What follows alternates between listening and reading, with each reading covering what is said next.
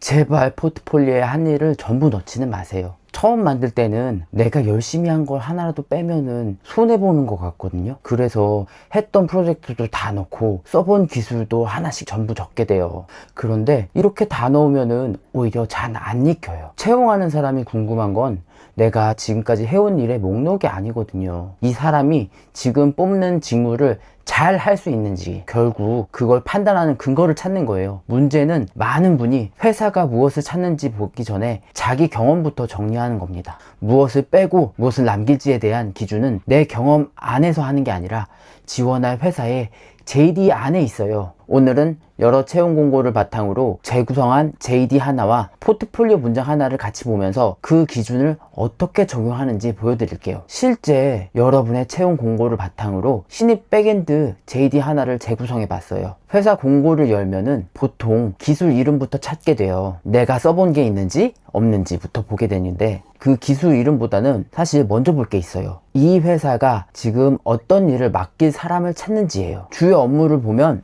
입사한 뒤에 맡게 될 일이 나와요. 자격 요건을 보면 그 일을 하려면 어떤 경험이 필요한지도 나오고요. JD를 보면 딱 세 줄만 보세요. 핵심 역량, 요구 역량, 우대사항. 이 세 줄을 확인한 다음에 포트폴리오를 여는 거예요. 내 경험부터 늘어놓고 나중에 JD 단어를 끼워 넣으면 돼요. 기술 이름은 비슷해 보여도 왜 이 경험을 넣는지가 안 보이거든요. 자, 이 포트폴리오를 한번 볼게요. 로그인도 만들었고 게시판도 만들었고 검색도 만들었어요. 리액트, 스프링 부트, MySQL, 레디스, 다커, AWS도. 그럼 본 JD 기준으로 보면 이 포트폴리오에 뭐가 안 보이죠? API 개발과 운영을 맡길 수 있는 근거, 데이터베이스 성능을 개선해본 경험, 스프링 부트 MySQL이라는 기술 이름은 있는데 그 기술로 어떤 문제를 해결했고 어떤 결과를 냈는지가 안 보여요. 그래서 채용 담당자는 이렇게 생각할 수 있어요. 그래서 이 지원자는 우리 회사에서 어떤 일을 잘할 수 있지? 모든 경험이 같은 크기로 들어가 있으니까요. JD가 중요하게 보는 경험이 어떤 건지 알기가 어려운 거예요. 저도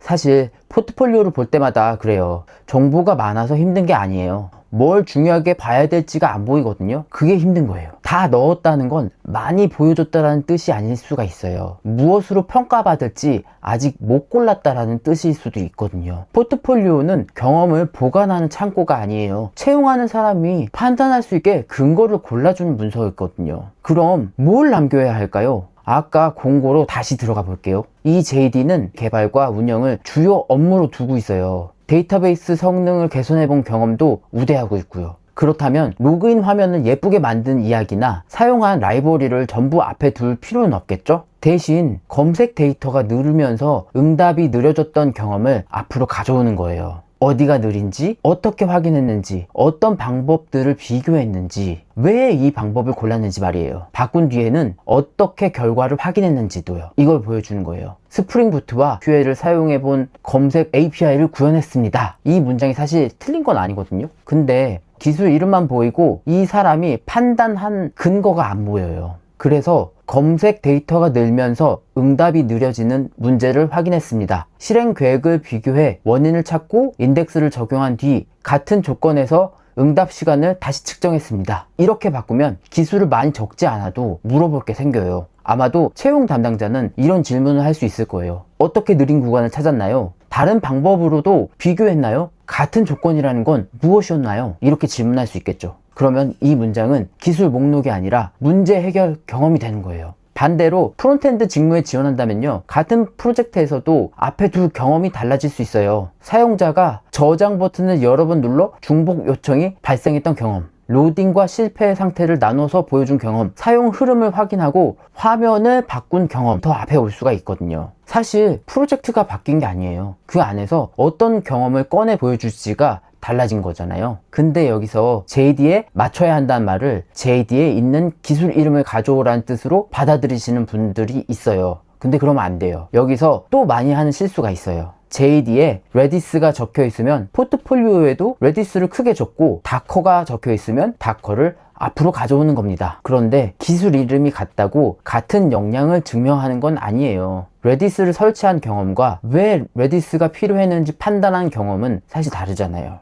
다커로 실행해본 경험과 배포 과정에서 생긴 환경 차이를 찾아 해결한 경험도 다르고요. 중요한 건 그 단어를 써봤느냐가 아니에요. 그 기술이 필요했던 상황에서 어떤 판단을 했느냐예요. 그래서 JD를 기술 이름 옆에 질문을 하나 붙여보세요. 이 기술로 회사는 어떤 일을 해결하려는 걸까? 그리고 내 경험에도 똑같이 물어보는 거예요. 나는 이 기술로 어떤 문제를 해결했지? 내가 어떤 문제를 정의했지? 이렇게 말이에요. 이런 식으로 답이 연결될 때는 그 경험을 앞에다 두면 돼요. 연결되지 않는데 기술 이름만 같다면은 과감하게 뒤로 보내도 괜찮아요. 여기까지 들으면 당연히 이런 생각이 들 수 있어요. 그러면 지원할 때마다 포트폴리오를 전부 새로 만들어야 하나요? 아니에요. 매번 새로 만들 필요는 없어요. 원본 하나에는 내가 한 일을 전부 적어주세요. 프로젝트에서 했던 일도 문제 해결 경험도 계속 쌓아두는 거예요. 대신 제출본만 바꾸면 돼요. JD에 맞는 경험은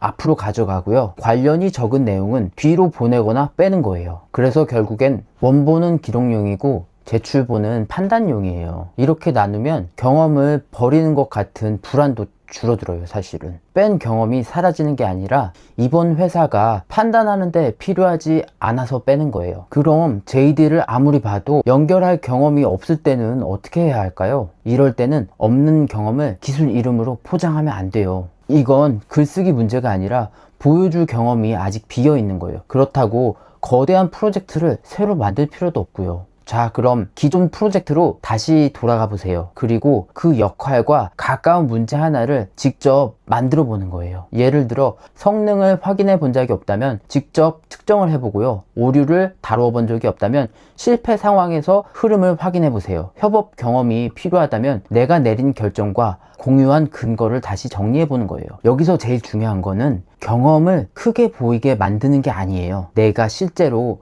확인하고 판단한 만큼 정확하게 보여주는 거예요.